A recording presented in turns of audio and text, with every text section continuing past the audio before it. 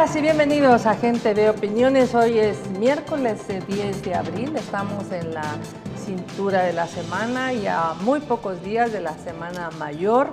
Una semana en la que usted dedica pues a alguna gente que hace sus votos religiosos, otra gente que se va a descansar, otra gente que se va a reflexionar y otra gente que va a trabajar. Así que ya dentro de poco. Y es bueno estar hablando ahora también de lo que va a ocurrir el próximo 1 de junio. Y para ello hemos invitado a César Villalona, nuestro economista, aquí de Gente Ve, que siempre nos da unas reflexiones interesantes para tomar en cuenta algunos elementos que a veces en la lectura de la situación pues no la tenemos a la vista. Bienvenido, César. Bienvenido, María Teresa, gracias por la invitación. Bueno, como decíamos, hay que visualizar lo que va a ocurrir en pocos días. Estamos a menos de 2 meses ya de que Nayib Bukele asuma la presidencia de la República. Yo creo que hay que ver en esta transición política que se ha hablado tanto cómo está haciendo este proceso. Es decir, a veces mucho tiempo que se ha ido, que sí se va a hacer aquí, que sí se va a hacer allá, que sí se va a hacer acullá, distrae la atención de otros temas importantes de nación que la población salvadoreña seguramente está esperando escuchar. Así que yo quisiera, en un panorama global, general, ver cómo estás viendo esta transición política del próximo 1 de junio del 2019, donde quien lleva la presidencia de la República al candidato electo es el partido Gana. Entonces, ¿cómo miras que va a ocurrir? Y además también, ¿qué aspectos se pueden destacar en el sentido de este proceso de transición, lo que ha habido en estos últimos días? Bueno, yo siento que el gobierno actual ha estado trabajando de manera positiva en esta transición. Nombró su comisión de inmediato, se supieron los resultados electorales a los pocos días y ha estado trabajando en preparar toda la información que hay que entregarle al nuevo gobierno. Eso siempre se hace, de todos los ministerios, en general, de todo lo que tiene que ver con el gobierno, en este caso con el órgano ejecutivo, porque el cambio va a ser en el órgano ejecutivo, no en los otros órganos del Estado. Entonces hay un proceso ordenado, creo yo, en el gobierno, se está trabajando. Y también han ocurrido algunas cosas positivas, más allá del nuevo gobierno que va a surgir. Algunas medidas que ha tomado el gobierno, que la podemos comentar más adelante, con respecto al FODE, su política exterior, etc. Entonces el país sigue con un rumbo normal, ¿verdad? No tenemos una transición traumática, ni mucho menos. Es un gobierno tranquilo que está haciendo su trabajo y esperando que el nuevo gobierno nombre su comisión para establecer las reuniones y las coordinaciones necesarias para hacer las entregas. Eso es lo que yo veo del lado del gobierno. También veo la Asamblea Legislativa haciendo un trabajo importante.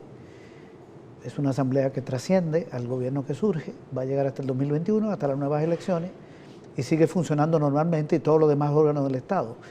Donde yo veo algunas problemáticas es en el equipo que está alrededor del presidente electo y su equipo, porque siento que no han respondido en el sentido de establecer las coordinaciones con el gobierno para el cambio que se va a hacer el 1 de junio. Entonces ha habido como demasiada confrontación, demasiadas opiniones un poco complicadas, muchos señalamientos.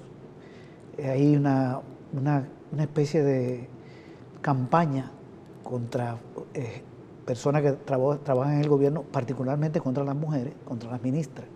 Se ha desatado una campaña de alguna gente vinculadas al nuevo gobierno que va a surgir, de difamaciones, de sacar elementos de nepotismo, de corrupción sin prueba, que enrarecen un poco y enturbian el proceso y generan un ambiente muy negativo. Y tampoco está la comisión de transición del gobierno. Entonces, ahí hay una situación como un poco desagradable, que se expresa en hechos hasta como la de la toma de posesión, que yo creo que son elementos que no son relevantes para el pueblo, Para la población salvadoreña lo importante es que haya un cambio de gobierno y que la situación del país no empeore, sino que camine positivamente en los próximos 5 años. Eso es lo que espera la gente. No es dónde va a ser la toma de posesión del nuevo presidente, si va a ser aquí, si va a ser allá. Ese tipo de cosas son distractivos que no ayudan en nada.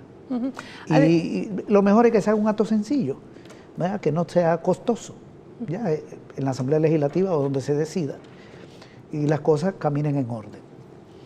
Bueno, ya hay una carta que mandó el candidato electo para que se realice en la Plaza Barrios. Es algo que supuestamente tiene que analizar la Junta Directiva de la Asamblea Legislativa, porque al final es quien hace, digamos, esta entrega de mando o traslada o juramenta al nuevo presidente. Y por otro lado, esto que tú decías de los dimes y diretes e información no fundamentada, es también como un tema de desgaste innecesario en un periodo en donde debiera haber como armonía, ¿verdad? Armonía de trabajo, y sobre todo varios funcionarios y funcionarias han dicho lo que el nuevo gobierno requiere es información. Es información, una transición que se puede hacer con tiempo para informar qué es lo que se ha hecho, qué es lo que está pendiente, cómo continuar el tema, y como que hubiera esta situación de desgaste, de manipulación, una cosa que la población creo que ya está un poco cansada de campaña pues sí, del dimes y diretes.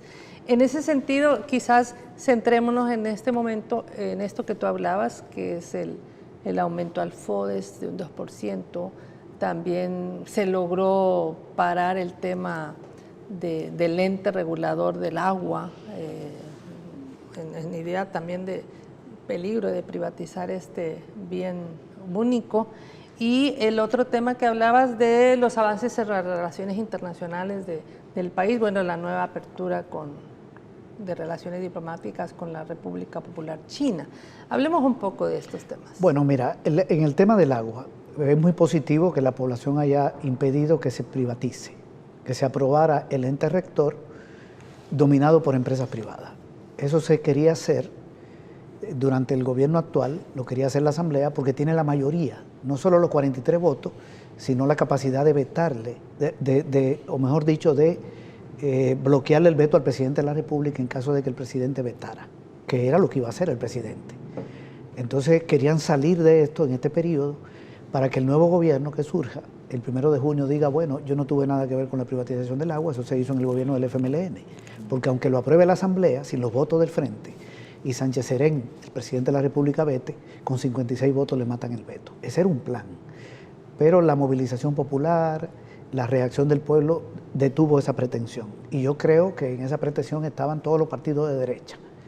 No era una pretensión solo de Arena, porque ahí también está vinculada Gana, que es el partido del presidente electo.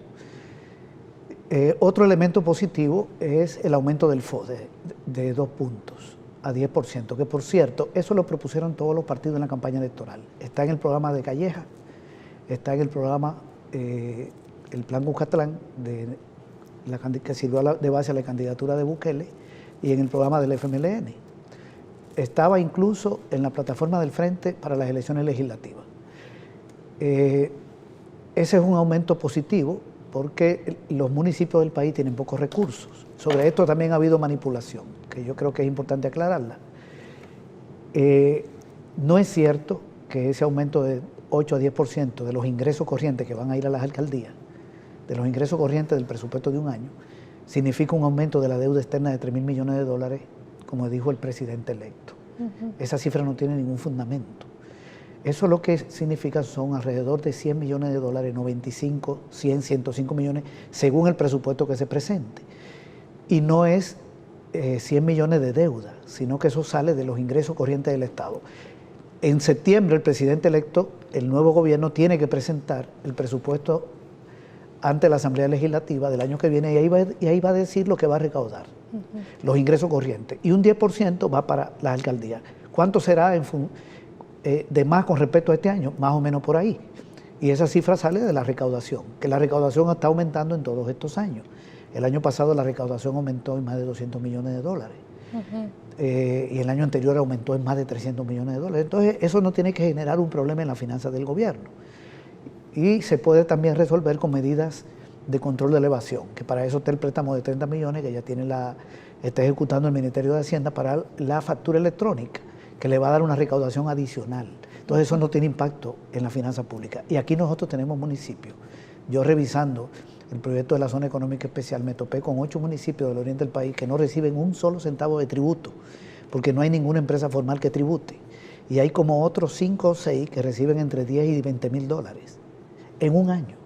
Es decir, nada. Y cuando usted está hablando de aumentarle 2% al FODE, ya le está hablando de una cifra que para esos municipios va a ser significativa, para los más pequeños.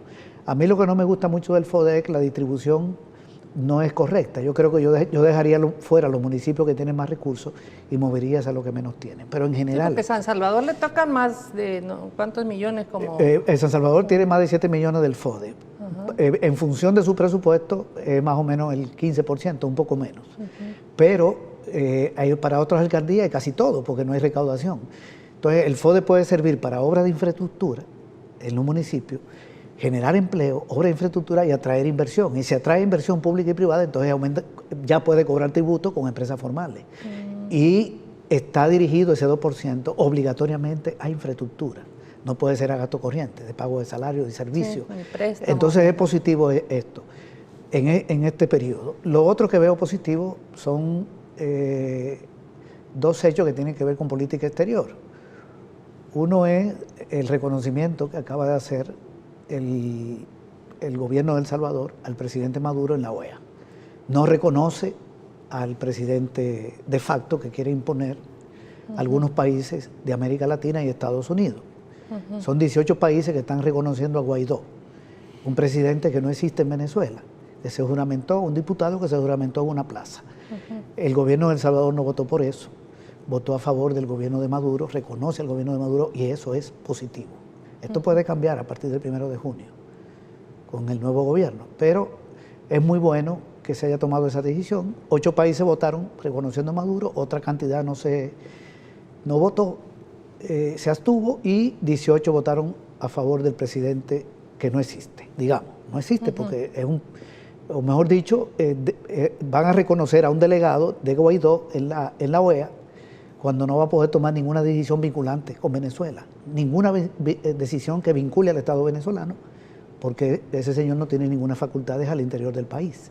Entonces es algo un poco ridículo de la OEA, siempre en la batalla por ir a la Venezuela. El Salvador no se prestó a eso, es una decisión muy buena. Y lo otro que me parece positivo es que la Sala de lo Constitucional haya rechazado el recurso de inconstitucionalidad que se presentó en contra de que el gobierno de El Salvador o el Estado salvadoreño haya anulado el TLC con Taiwán. Realmente tiene que anularlo, porque tenemos relaciones con China. E incluso ese TLC nunca fue constitucional, si nos vamos más a fondo, porque Taiwán no está reconocido en la OMC. Y todo eso tiene que pasar por la OMC, o está vinculado a las cláusulas de la OMC. Pero bueno, había un TLC con Taiwán que ha sido anulado, aunque hay otros recursos que ellos sí le dieron entrada. O sea que la sala todavía no ha decidido.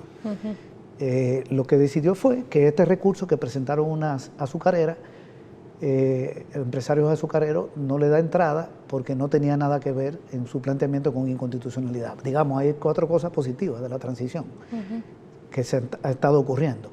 Y hay una quinta que yo mencionaría, es que la economía sigue caminando bien, ¿verdad? Ahí están los datos ya de cómo va la economía en el primer trimestre y seguimos en un país con una inflación que no llega ni al 0.5%, donde sigue creciendo el crédito privado, el crédito público, están aumentando las remesas, el consumo y la inversión.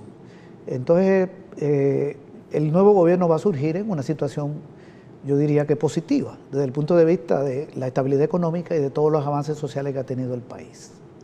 En ese sentido, quizás por memoria histórica valdría la pena recordar que en el primer gobierno del FMLN con Mauricio Funes la economía estaba a 3.5, Sí, había una caída de la producción y una pérdida del empleo en todos los sectores. Cuando asume Salvador Sánchez Serén, hay esta estabilidad, digamos ya 2.5 del Pero PIB. ha crecido más en el gobierno de Sánchez Serén que en el de Funes. Funes lo encontró negativo y creció, pero en este periodo ha crecido más. La tasa de crecimiento el año pasado ha sido la más alta de los últimos 5 años, 2.6. Y los avances sociales en todos los terrenos, el analfabetismo prácticamente eliminado. Eso lo vamos a tocar en el segundo bloque. Sin embargo, digamos que si hubiera algunas contradicciones o diferencias, seguramente al entrar el presidente Bukele, electo, hay también diferencias entre qué grupos empresariales se va a poder, digamos, darle como más cabida en ganancias, etcétera, cuál no, y las expectativas que tiene la población. Por ejemplo, ahorita se está hablando del tema de las pensiones, continúa en boga el tema del agua, bueno, los sindicalistas ya están hablando del salario mínimo, que debe ser revisado cada 2 años. Históricamente hace 2 años aumentó a $300 el salario mínimo. Entonces, una cosa es lo que va a encontrar el nuevo presidente con, digamos, los grupos empresariales, pero también otra demanda de la población que, dado el 1.400.000 votos que tuvo, hay una gran expectativa. Sí, aquí puede venir una contradicción, se puede desatar una contradicción entre las expectativas de la población y la realización del gobierno, sus posibilidades de aplicación de una política económica y social. Por 2 razones puede tener problemas. Una, por la naturaleza empresarial del nuevo gobierno. Lo que llega al gobierno es un grupo económico empresarial alrededor del presidente, capital árabe, capital nacional, y alrededor del partido Gana, donde hay también grandes empresarios, incluyendo posiblemente el expresidente Saca, que fue fundador de Gana y fue candidato a la presidencia por ese partido en el 2014. Ahí hay un capital que rivaliza con el capital de las familias oligárquicas, cuyo instrumento sigue siendo Arena. Aquí tenemos 2 proyectos. Entonces, este es un primer problema, porque un gobierno al servicio del sector privado no va a tener una lógica tan de beneficio social, sino que van a tratar de utilizar el Estado para sacar beneficios para su grupo, por 3 vías. Son 3 los mecanismos que se utilizan, siempre para agarrar recursos del Estado. Uno es la privatización, pero la privatización requiere los votos de Arena en la Asamblea Legislativa, no lo puede hacer Gana, no lo puede hacer el partido del presidente. Ahí tiene que haber un pacto. Ya lo intentaron con el agua y no caminó, pero pueden intentar privatizar la sede de Ciudad Mujer, la universidad en línea, volver con el tema del agua, etc. El otro tema son las leyes de incentivos fiscales para determinados sectores, pero también pasan por la Asamblea y requieren los votos de Arena. Requieren 43 votos. ¿A qué sector le damos incentivos fiscales? Para que acumule capital, recursos. Y el tercero son las compras gubernamentales, que esas sí no pasan por la Asamblea, sino que las deciden los ministerios. Y ahí hay interés. Ya se sabía, por ejemplo, que Cristiani y la Monsanto querían que le dieran la semilla, o sea, venderle la semilla al Estado, que el Estado utiliza para dárselo a los pequeños y pequeñas productoras. También la DOC estaba interesada en los paquetes escolares y Simán, ¿verdad? En el caso de las DOC, más de los uniformes y los zapatos, y Simán por el lado de los útiles escolares. Y también tenemos lo del vaso de leche y la alimentación escolar, que son más de 40 millones. Los paquetes escolares son 70. Solo ahí, en esos 3 que he mencionado, ya ando por los 130 millones, más o menos. Eso se lo pueden otorgar o intentar otorgar a otros sectores. Hoy los paquetes los venden más o menos 2.400 micro y pequeñas empresas. Y la leche la proveen ganaderos de Chalatenango, más de 2.000. Y la cooperativa provee la semilla. Bueno, si eso cae en manos de empresarios vinculados al presidente o una parte vinculado a Arena, aquí lo que viene es un reparto de un botín del Estado con el que el pueblo no tiene nada que ver. Eso puede ser un intento, ¿verdad? Por la naturaleza. Y el otro problema que tiene el gobierno es que solo dispone de política fiscal, igual que los gobiernos del FMLN, y todo lo demás tiene que pactarlo con Arena. Entonces tiene muchas dificultades en materia de gobernabilidad, porque tiene 10 diputados de Gana que ni siquiera son seguros, Habría que ver si hay otros que se van. Dicen que hay diputados de Arena que se podrían ir al proyecto de Nuevas Ideas. Pero bueno, por más que haya movilidad ahí, nunca va a llegar a tener una cantidad importante. Como para las decisiones requieren 43 y 56, la aprobación de bonos, la aprobación de préstamos. Ya la primera prueba de fuerza va a ser en septiembre, cuando presente el presupuesto con un déficit de 800 millones y va a necesitar bonos. Tiene que hablar con Arena, porque sin Arena no hay bonos. Se aprueban con 56 votos y hay 37. 84 menos 37 ya no hay 56. Pueden estar de acuerdo el resto, por ejemplo. Entonces, por eso no es necesario esta confrontación en que ha iniciado. O mejor dicho, en la que anda ese grupo que va al gobierno sin haber tomado posesión. Está generando un desgaste innecesario. Finalmente va a tener que negociar ahí, en la Asamblea Legislativa, una cantidad de medidas, otras son propias del Ejecutivo. Incluso en política exterior llama la atención también esa confrontación con Venezuela, Nicaragua y Honduras, porque en junio El Salvador tiene la presidencia pro tempore del SICA. Entonces, o el presidente de la República o su enviado al SICA se va a reunir con el enviado de Daniel Ortega y del presidente de Honduras. Entonces, ¿para qué estar diciendo que yo no los invito a mi toma de posesión? A lo mejor no quiero reconocer. No tiene ninguna posibilidad de romper con esos gobiernos.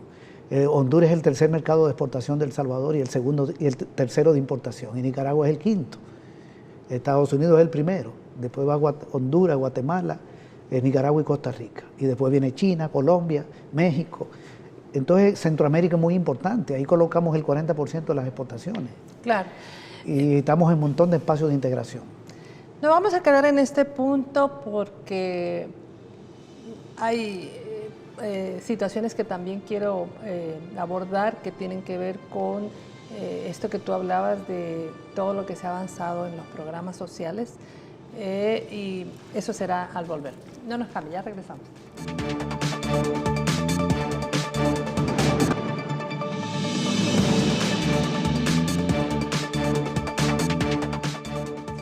Bueno, por un lado, la población salvadoreña quiere ver cumplidas sus expectativas, quiere ver cumplidas las promesas de campaña política, ¿verdad? Que fueron varias, y quiere también saber, quiere tener certeza de que lo ganado no se pierda. Por ejemplo, la ministra de Salud hablaba hace poco sobre el tema de que se ha institucionalizado la salud pública, es decir, desde el año 2009 se quitaron los cobros directos a la población. Antes se pagaba la mal llamada cuota voluntaria, que si la gente no llevaba $30, las mujeres, a los hospitales, no podía parir, o sea, tenía que pagar por ese servicio, cosa que ahora no se paga. Hay también una situación, bueno, primero el tema de la privatización que tú advertías dentro de los 3 puntos, estas lógicas de privatizar, las leyes fiscales, las compras del gobierno, etcétera. Pero el tema de la salud es algo bien sensible para la población. ¿Cómo miras tú este tema de este esfuerzo de continuidad y de profundización, lejos de una amenaza de que la salud ya no sea pública, que sea privada? Bueno, eso sería muy peligroso. Aquí se avanzó mucho en este tema. En la cuota voluntaria, las famosas cuotas voluntarias, hay algunas que eran hasta de $150 que tenían que ver con cirugía, cuando eran procesos ya más complicados, y habían otras de $5. Había una gama según el tipo de servicio. Ese es un avance grande, pero no solo eso. Aquí se duplicaron los establecimientos de salud. Aquí tenemos hospitales nuevos como el de la mujer, el de la Unión, el que se está construyendo del Seguro Social. Tenemos la Operación Milagros ahí en San Vicente. Tenemos hogares de espera materna. Tenemos 3 farmacias especializadas, hasta donde yo sé, iban 3, no sé si hay más. Es una cantidad de avance que ha habido y eso se ha expresado en indicadores muy buenos, como los de mortalidad materna, que ha habido una baja sensible. Incluso ya durante el primer gobierno del Frente se vio una baja grande. Tengo entendido que andaba cerca de 50 por 100.000 partos y hoy anda por debajo de 30, un poco por debajo de 30. Y la mortalidad infantil que estamos, a mí me decía el viceministro, uno de los viceministros, que ya estaba en 9 por 1000. O sea que entramos en un círculo de un dígito, si así fuese. y estaba en 23 por mil, para mencionar solo dos, además de erradicación de muchísimas enfermedades. También la ley de medicamentos, que permitió reducir los precios, y es una intervención del Estado en la regulación de precios, que no tiene nada que ver con neoliberalismo. Entonces, si aquí surge un gobierno con una lógica neoliberal de achicar al Estado, y el presidente de la República dijo eso en Estados Unidos, en el discurso en la fundación aquella, ahí dijo que se necesita un Estado chiquito, libertad empresarial, inversión privada. 3 elementos: Estado chiquito, libertad empresarial y mucha inversión privada. Estado chiquito significa entonces que esas unidades de salud hay que reducirlas, que esos hospitales hay que venderlos o hay que concesionarlos. Yo creo que es más la venta. Significa por el lado de la salud, que es lo que tú me has preguntado, porque también Estado chiquito significa privatizar otra de las empresas públicas que se crearon en los gobiernos del frente, que fueron 21. Ese es el dato que tenemos. Se crearon 21 empresas e instituciones públicas de servicio. Está Bandesal, están la fábrica que hace computadoras, son muchas instituciones nuevas. Hasta la Dirección General de Medicamentos es una institución nueva. Y significa privatizar, y también significa, Estado chico, reducir los programas sociales, eliminarlo o reducirlo. Y aquí nosotros creamos, bueno, no nosotros, pero yo a veces hablo, como yo me identifico con los gobiernos del FMLN, pero yo no he sido parte de los gobiernos, se crearon 3 grandes programas de protección social. Uno que está por ley aprobado, donde está la sede de Ciudad Mujer por ley, donde están los paquetes escolares, la alimentación escolar, el programa de agricultura familiar, está el programa de pensión básica, el programa PATI y comunidades urbanas y rurales, pero también hay un programa de protección de la niñez, que va desde el CONAT a muchísimas acciones de protección, y uno de las mujeres, que también tiene que ver con las leyes que se aprobaron de la no violencia y la ley de igualdad, y muchas otras acciones que se han hecho en beneficio de la mujer y que cruza con el tema de Ciudad Mujer y que cruza con la salud. Todo eso se creó en estos gobiernos, con el objetivo de mejorar las condiciones de vida de la población, donde la salud es un componente importante, pero también la educación, el empleo. Entonces, el pueblo no espera que se ponga la cuota de nuevo. El pueblo no espera que se eliminen los ecos. El pueblo no votó por Nuevas Ideas o, digamos, por Gana, que era el partido que llevaba el presidente, aunque llevaron una bandera ahí diferente, con una manta y una golondrina. No aparecía Gana, pero era Gana, el partido del presidente, o el que lo postuló y donde él milita. No votó por ese partido, no votó por Nayib Bukele para que se revierta los logros en materia de salud, ¿verdad? Si eso se intenta, yo creo que aquí va a haber una gran decepción y podría haber mucha inestabilidad social y política, porque El Salvador es un país que tiene mucha estabilidad política. Desde el fin de la guerra aquí hay una gran estabilidad. No estamos en un país donde se estén dando golpes de Estado como en Guatemala, como en Honduras, en la misma región. El golpe a Zelaya, el golpe que dio ahora el presidente electo, el fraude que le hace a Zelaya. En Guatemala, que el partido de gobierno sale y desaparece, llega otro, sale y desaparece, tumban gobierno. Nosotros tenemos mucha estabilidad, con un equilibrio entre un proyecto de izquierda, que gobernó 10 años, y un proyecto de derecha que gobernó 20. Que no es bipartidismo, porque no son proyectos iguales, el bipartidismo es proyectos iguales. Me estoy saliendo un poquito del tema, pero siempre hay algunas cosas que precisar. Tenemos mucha estabilidad, y la mayor inestabilidad que puede ocurrir es el incumplimiento de las promesas electorales, o la reversión, o las dos cosas al mismo tiempo, de los avances que hemos tenido. Entonces, en el tema de la salud es una de las áreas donde más avance ha habido. Puede ser que sea donde más avance ha habido con esta reforma que se aplicó, ¿verdad? Igualmente, cuando hablamos de otros avances, como en el tema de la educación, que tiene que ver con la reducción del analfabetismo en todo el país, que se trabajó con la idea de que El Salvador fuera un país libre de analfabetismo, todo el refuerzo al sistema educativo en la formación de planta docente, las áreas de seguridad, por ejemplo, todo este plan El Salvador Seguro, que es un plan ambicioso, grande, que de alguna manera con la contribución especial se han financiado pues parte de lo que significa darle seguridad a la población. Entonces, avances como esos, sería difícil que la población los aprobara, César. Es muy difícil. Mira, imagínate la gratuidad de la UES. Son 5 millones de dólares que tiene que darle el Ministerio de Educación a la universidad. Por lo menos este año. Imagínate que se vuelva a poner la cuota en la UES porque no está en los 5 millones. La población estudiantil no lo va a aceptar. Son 40.000 estudiantes de la universidad. La universidad en línea, eso no se puede privatizar. Son más de 1.000 estudiantes que están recibiendo formación a través de esa universidad. El Instituto de Formación Docente.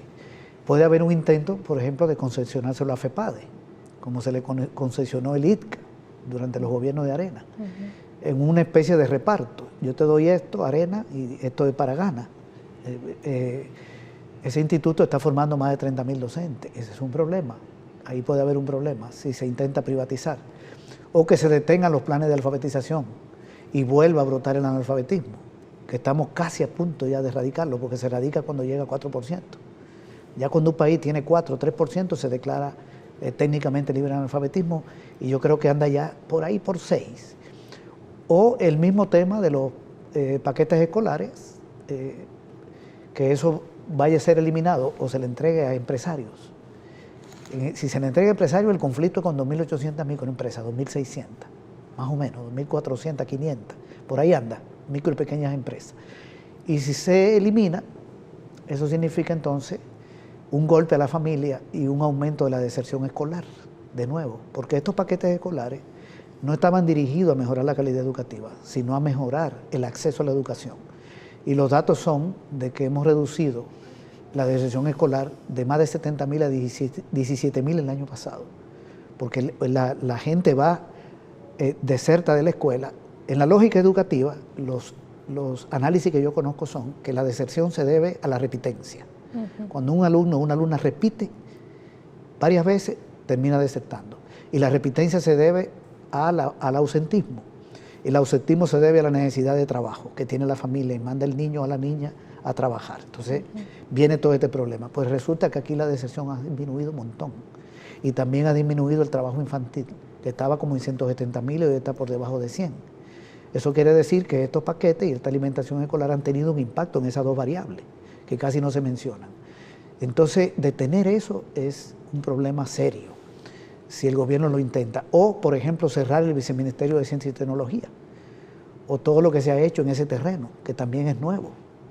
O imagínate que se le ocurra que ya no haya Ministerio de Cultura, porque es un gasto de 25 millones de dólares y hay problemas fiscales. Es decir, yo todo eso lo veo como una posibilidad. No estoy diciendo que el nuevo gobierno lo va a hacer, pero como la lógica es empresarial... Lo que se espera es que se profundice, ¿no? Sí, sí, está el problema de que hay una lógica empresarial y unos problemas fiscales. Tengo que pactar con Arena para enfrentarlo del presupuesto. La lógica es el botín del Estado, pero le prometí esto al pueblo y el pueblo ya tiene estos avances. ¿Cómo lidiar con eso? Entonces, si quiere que esto continúe, lo mejor que debe hacer el nuevo presidente es tender puentes hacia todos los partidos, porque aquí ningún partido puede tomar decisiones por sí sola, desde el Ejecutivo, ni desde la Asamblea. Es imposible. Lo que hay es un cambio del Ejecutivo, pero aquí tenemos una Asamblea con mayoría de partidos que no son del presidente, tenemos una Corte Suprema de Justicia que la elige la Asamblea, una Fiscalía que la elige la Asamblea, la Corte de Cuentas. Entonces hay otros órganos del Estado, otras instituciones, y entonces hay que buscar lo que le dicen, un concepto nuevo que ha salido en todos estos años, la gobernabilidad. A mí no me gusta mucho, pero bueno, darle estabilidad al nuevo gobierno. Lo ideal es que los cambios continúen. El mismo 1 de junio, vamos a ver si aprueba el decreto para la continuidad de este sistema de el no pago de la cuota, ¿verdad? De la cuota llamada cuota voluntaria en el sistema de salud. Eso también lo vamos a ver ahí, porque tiene que aprobarlo el presidente de la República y vence el 31 de mayo. Ya el 1 de junio sabremos si continúa la cuota voluntaria en salud o no continúa. ¿Qué queremos? Que continúe. Que continúe mejor dicho, que no vuelva la cuota voluntaria. Sí. Que no vuelva. Sí, que no haya pago directo de la población, porque no están los impuestos que la población paga, ¿no? Que no es voluntaria, así le llamaron los gobiernos de Arena. O no sea, que no le cobren a la voluntaria. gente, que no le cobren a la gente. Bien, la gente va a defender eso, porque son logros muy importantes. Hablabas en el bloque pasado sobre este tema del sistema de integración centroamericano. El próximo 6 de junio, el presidente Nayib Bukele, porque toma posesión el 1 de junio, le toca asumir la presidencia pro tempore. Estás hablando, ya nos decía César, de este tema de lo que Centroamérica significa para El Salvador, los otros países en términos económicos, lo que exporta el país, lo que importa el país de los hermanos centroamericanos. De hecho, el SICA lo que ha hecho es profundizar los lazos. Entonces, resulta un poco difícil de entender este tema de no tener buenas relaciones con los gobiernos electos, y actuales, ¿verdad?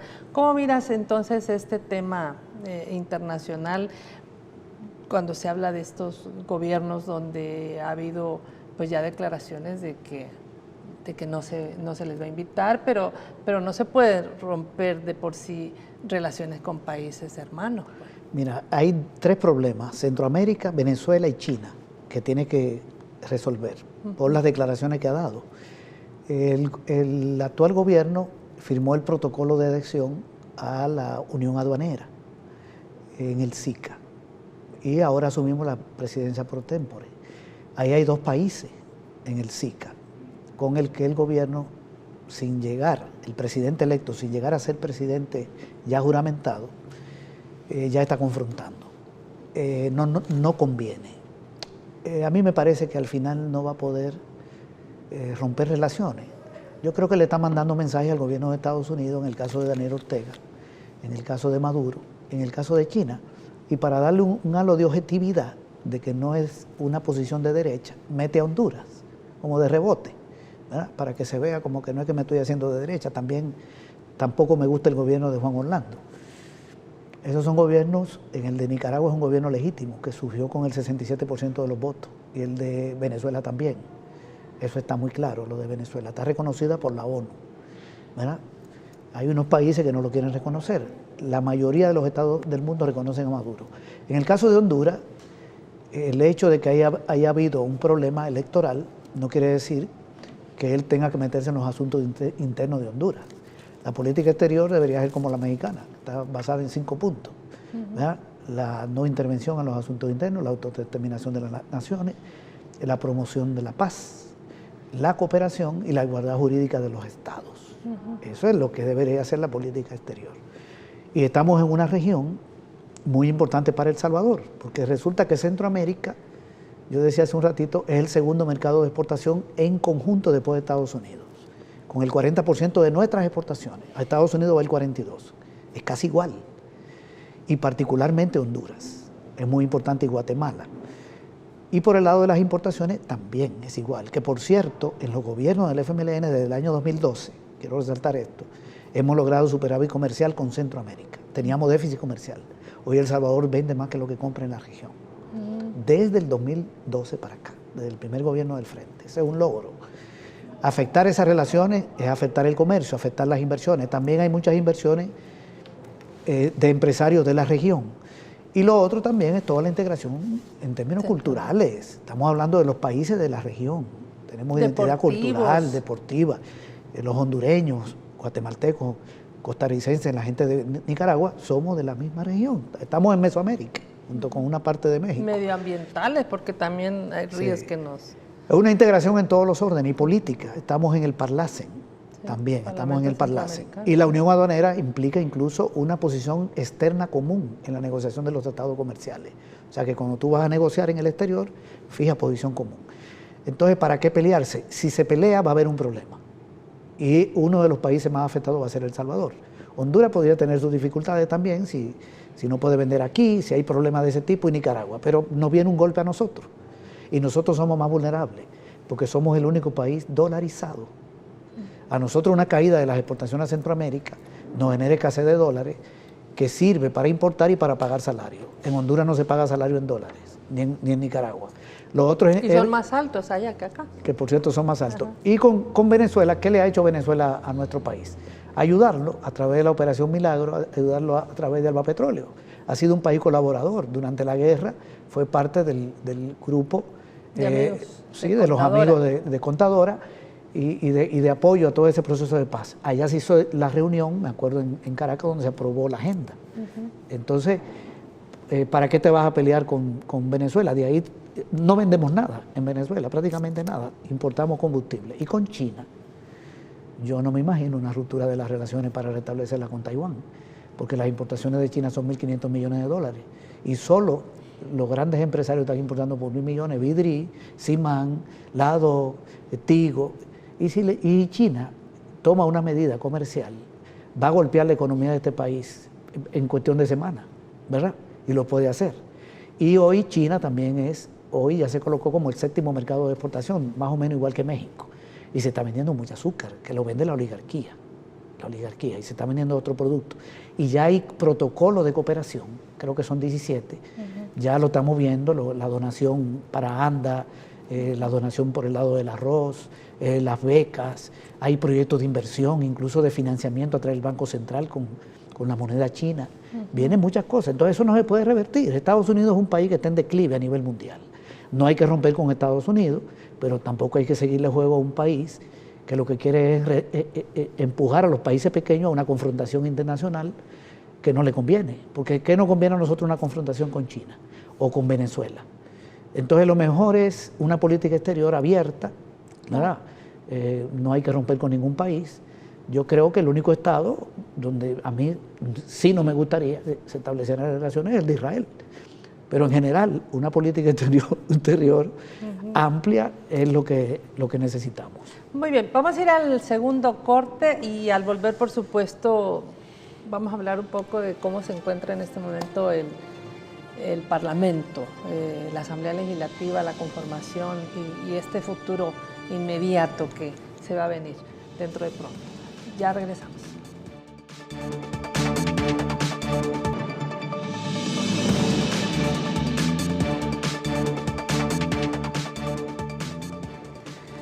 Bueno, contrario a lo que se ha pensado que en el tema de la correlación dentro de la Asamblea Legislativa, que hay 84 diputados, ¿cuántos son de Gana, del PCN, de Arena, del FMLN?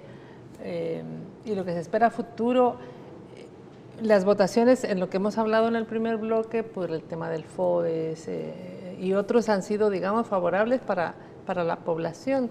¿Cómo miras tú esta correlación en este momento en el Parlamento y cómo puede traer también beneficios para la población?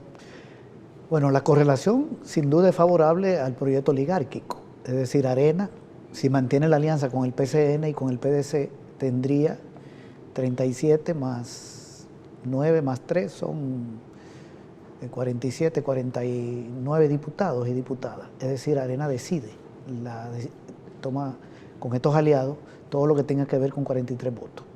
Y cuando se requieran 56, sin Arena no hay 56. Esa es la realidad, porque el Frente tiene 23 y no puede bloquear vetos y tampoco puede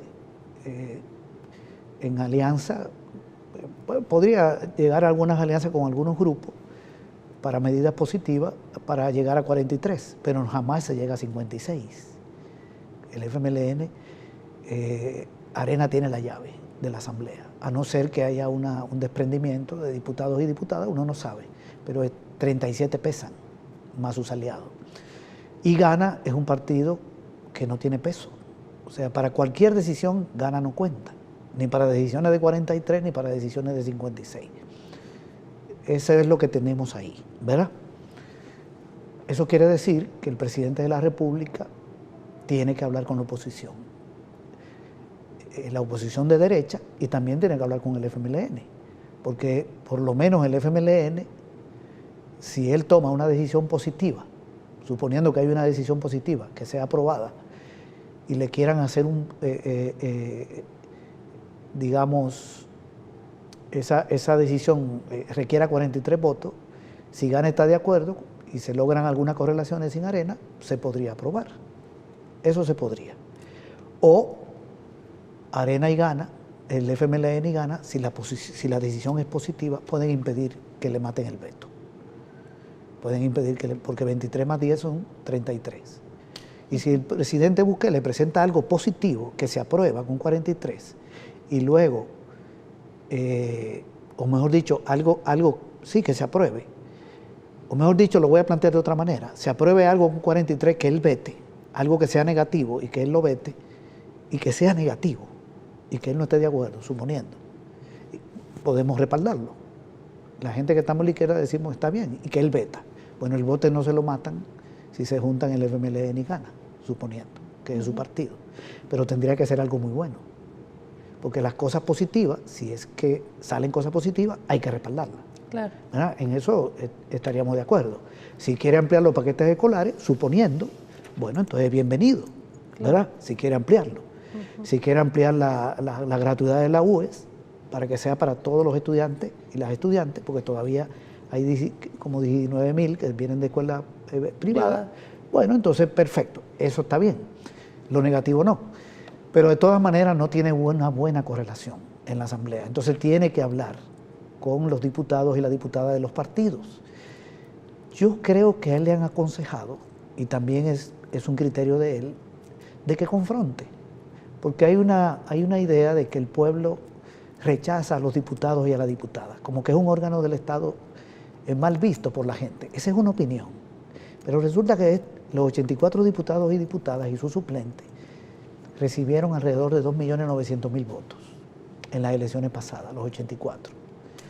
Y el presidente Bukele, el presidente electo, recibió un poco más de 1.400.000, es decir, la mitad. Hay que tener un poco de cuidado con estas lecturas. Y en las próximas elecciones del año 2021 no tenga ninguna duda de que van a votar en la Asamblea Legislativa más de 3 millones de personas. Es decir, mucho más que los votos del presidente. Que por cierto representan el 26% de la votación nacional, porque aquí no votó la mitad. Es decir, aquí la mayoría de la población no está respaldando al presidente. Lo respalda un 26%. No queremos decir que no es una votación alta, 1.400.000. Los otros partidos sacaron menos. Pero hay un problema de legitimidad que requiere acuerdos. Este es el punto, no confrontación. Generalmente, históricamente se decía, vaya, si para la alcaldía de San Salvador, digamos que es la alcaldía más importante, si la alcaldía está en manos de un partido, el gobierno debe ser de otro. Ahora con el tema del gobierno, se está hablando, bueno, si el gobierno es de un partido, pues la asamblea tiene que ser diferente. Es decir, hay un tema del equilibrio. La sabiduría popular dice, bueno, siempre hay que equilibrar, no darle todo a un gobierno, no darle todo a un parlamento. ¿Cómo miras tú eso? Bueno, habría que ver, ¿verdad? Si el pueblo es el que decide. Hasta ahora las cosas han resultado así. Pero también es muy difícil por el sistema electoral que un partido tenga 43 diputados y diputadas, por el sistema de residuos. Tendría que ganar las elecciones con un 65-70% de la votación.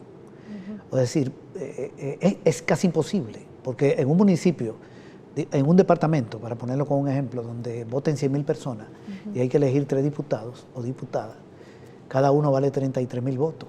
Un partido que saque 50.000, la mitad, no tiene 2 diputados, porque por los primeros 33.000 tiene 1 y queda un residuo de 17. Y si los otros 50 se repartan 25.000 para uno y para otro, ahí están los otros 2. Entonces un partido con 50.000 votos tiene un diputado y un partido con 20.000 tiene un diputado. Hay un sistema aquí de votación que obliga a que la Asamblea no haya ningún partido con el control, ni siquiera mayoría simple. Tendría que dar un resultado demasiado extraordinario. El partido que más votos, más diputados ha llegado a tener ahí ha sido Arena, que llegó a tener 39 en las elecciones del año 91 y lo repitió en el 94. Jamás se ha llegado a 40. Entonces, esa es una realidad. Entonces, cualquier presidente o presidenta necesita el respaldo de la Asamblea. ¿Qué se aprueba ahí? Ahí se aprueba el presupuesto, se aprueban todas las leyes, pero hay elementos que son muy claves aquí. porque puede haber una ley que tal vez no tenga mucho impacto en la gente, pero cuando hablamos del presupuesto, sí, cuando hablamos de tributos, cuando hablamos de bonos para financiar el presupuesto, ¿qué significa que no le aprueben los bonos y tenga que ejecutar el presupuesto de este año? Es una cosa terrible, porque entonces eso tiene un impacto negativo. Claro. Entonces, a la larga, el presidente de la República y sus funcionarios van a tener que sentarse a hablar con los diputados y las diputadas, por más que trate de manejarse con recursos políticos, de rechazo, a ver si llega con oxígeno hasta el 21, porque yo creo que ese es el plan, estar en una confrontación, en un desgaste, sacando supuestamente casos de corrupción, de nepotismo, mientras logran un oxígeno para llegar al 21, a ver si su partido gana, o el proyecto Nuevas Ideas, que también lo respalda, logran tener una mayor representación. Pero yo creo que el pueblo no espera hasta el 21. Todo eso tiene límites. Los recursos políticos tienen límites, políticos e ideológicos. Tienen límites. La gente necesita ver resultados. Este es el punto. Sí. Y para eso tiene que contar con la Asamblea Legislativa. Bueno, César, gracias por venir esta noche aquí a Gente Ve y dar esta opinión que pone también a la gente a discernir, ¿verdad? Entre una cosa es lo que se habla, lo que se confronta, otra cosa es lo que se hace, y en definitiva la ciudadanía lo que quiere es un país en armonía, un país que siga profundizando lo bueno. Bueno, muchas gracias. El día de mañana a las 7 de la noche le invitamos a una nueva entrevista, siempre aquí en Gente de Opiniones.